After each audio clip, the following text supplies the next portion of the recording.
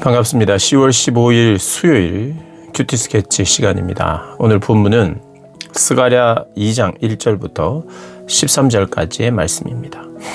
오늘 본문은 이렇게 시작합니다. 내가 또 눈을 들어본즉 한 사람이 측량줄을 그의 손에 잡았기로 네가 어디로 가느냐 물은즉 그가 내게 대답하되 예루살렘을 측량하여 그 너비와 길이를 보고자 하노라 하고 말할 때에 내게 말하는 천사가 나가고 다른 천사가 나와서 그를 맞으며 이르되 너는 달려가서 그 소년에게 말하여 이르기를 예루살렘은 그 가운데 사람과 가축이 많으므로 성곽 없는 성읍이 될 것이라 하라. 오늘 본문은 스가랴의 예언 그리고 그 약속, 언약 백성에 대한 약속을 다루는 본문 중에 하나입니다.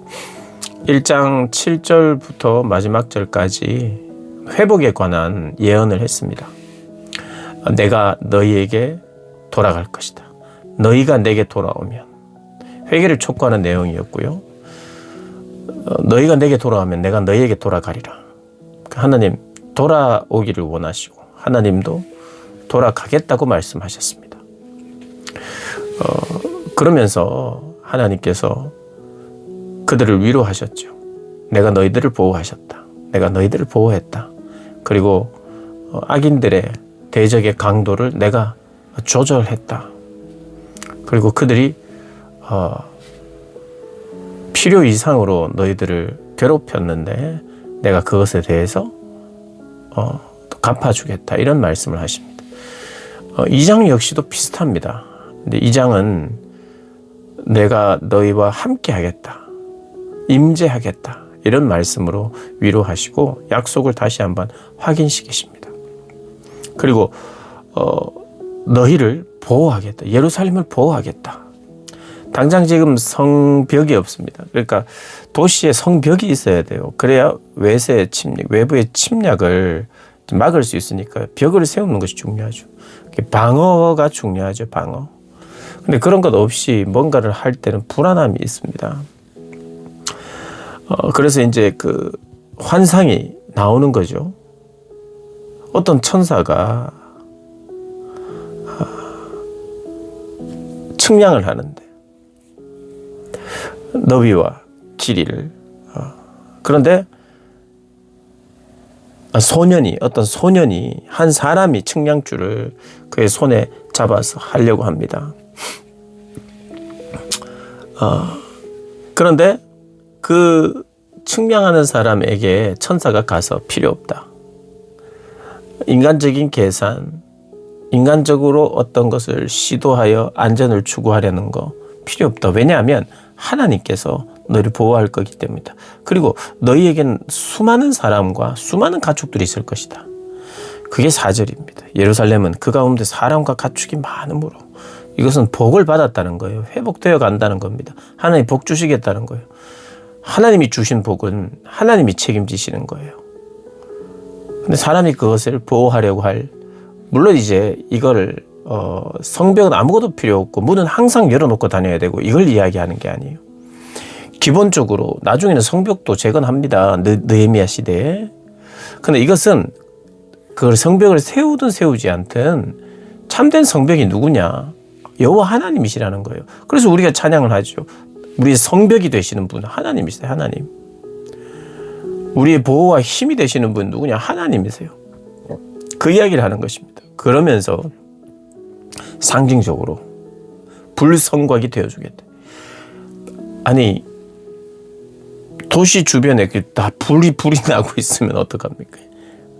그 뜻이 뭡니까? 불성곽은 하나님의 임재와 하나님의 보호를 상징하는 거예요. 누구든 두려워서 침략하지 못하게 내가 너희들을 그렇게 보호하겠다는 말을 지금 5절부터 하고 있습니다. 그러면서 6절에 오호라 너희는 북방 땅에서 도피하라. 7절에 바벨론 성에 거주하는 시온아 이제 너는 피하라. 더 이상 거기에 머물러 있지 마라. 세상의 압박 속에서 더 이상 너희는 있을 필요 없다. 세상을 두려워할 필요 없다. 그리고 세상적인 관심과 관점과 가치관에서 떠나라. 이런 의미입니다. 바벨론에 있는 사람들은 뭐 하느냐? 빨리 다 돌아와. 이런 의미가 아니라 바벨론에서 뭐 물론 이제 돌아올 수 있으면 돌아와야죠. 그러나 그 위치가, 장소가 특별히 거룩한 곳이 있고 거룩하지 않은 곳이 있다는 것을 말하는 게 아니라, 지금 바벨론 성이나 북방은 죄악의 도시를 상징하는 거죠. 그리고 그 죄를 버리고 그 압박, 죄와 함께 우리는 자유로운 게 아니죠. 죄 때문에 우리가 고통을 당합니다. 죄가 우리를 속박해요.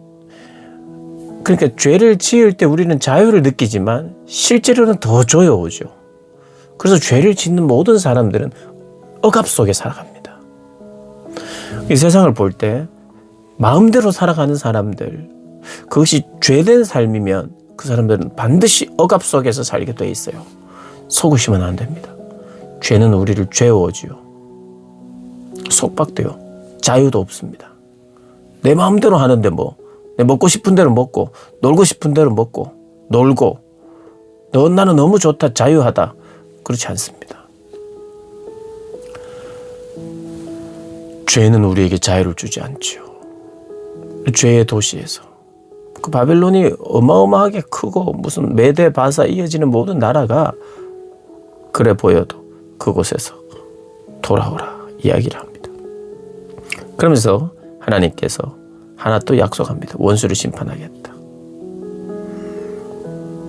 너희를 범하는 자는 그의 눈동자를 범하는 것이라. 이게 무슨 말이냐면, 내 백성을 범하는 자는, 힘들게 하는 자는, 억압하는 자는 하나님의 눈동자를 범하는 것이다, 찌르는 것이라는 것과 같은 말이에요.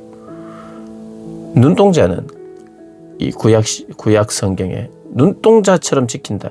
눈동자는 우리 신체에서 가장 민감하게 보호해요. 반응해요. 뭔가 탁 날라올 때 눈을 탁 감죠. 눈동자를 보호하기 때문이에요. 그냥 이거는 무조건적 반응이죠.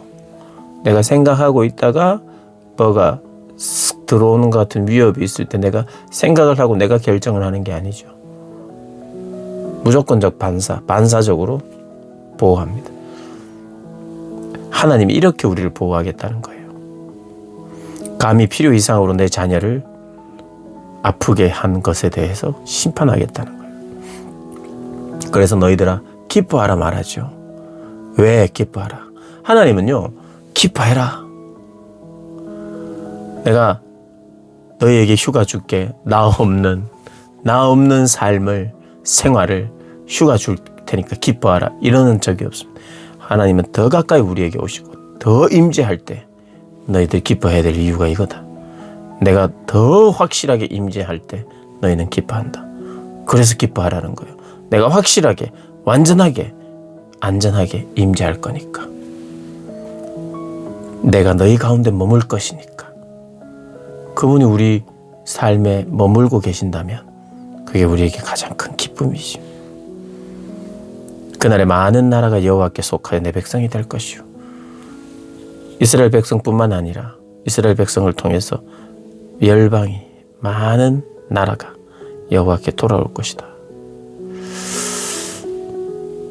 나는 네 가운데 머물리라. 네가 만군의 여호와께서 나를 너에게 보내신 줄 알리라. 여호와께서 장차 유다를 거룩한 땅에서 자기 소유를 삼으시고 다시 예루살렘을 택하리니 모든 육체가 여호와 앞에서 잠잠할 것은 여호와께서 그의 거룩한 처소에서 일어나심이니이다. 하나님께서 또 이렇게 약속을 하세요. 여러분, 우리가 하나님을 신뢰하는 이유는 하나님만이 우리의 소망이라고 말하는 이유가 있어요. 그분의 약속은 변치 않기 때문이에요. 그분의 성품은 변하지 않아요. 하나님은 변하지 않는 분이세요.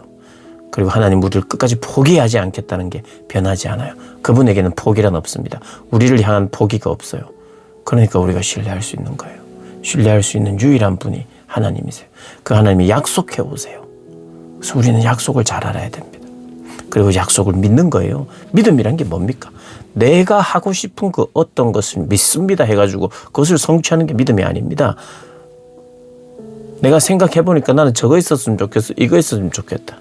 내가 살아보니까 이렇게 사는 게 멋있는 삶 같다. 그냥 하나님께 간절히 구하고 믿음으로 구해서 그걸 취하자. 그런 것은 기독교는 아닙니다. 기독교는 하나님의 약속이 무엇인지, 그리고 약속은 반드시 이루어졌고 이루어지고 있고 남김없이 이루어질 것이다라는 거예요.